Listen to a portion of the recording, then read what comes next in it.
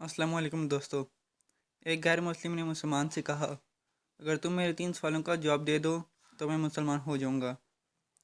Number 1, जब सब कुछ अल्लाह की मर्ज़ी से होता है तो तुम इंसान को क्यों ज़िम्मेदार ठहराते हो।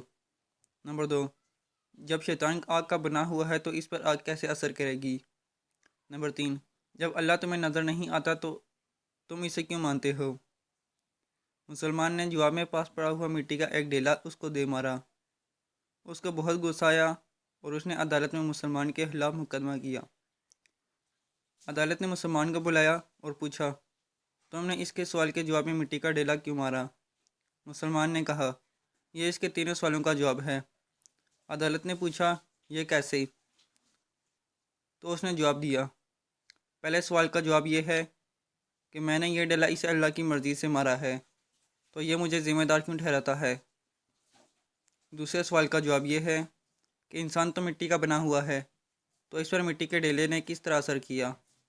तीसरे सवाल का जवाब यह है कि जब इसको दर्द नज़र नहीं आता तो महसूस क्यों होता है। गैर मुस्लिम अपने तीनों सवालों के जवाब सुनकर फ़ौरन कलमा तवा पढ़कर मुसलमान हो गया। जो लोग अल्लाह की राह में निकल पड़ते हैं, अल्लाह उनमें यह सलाहियत पैदा कर देता है कि किस मौके पर क्या बात करनी है।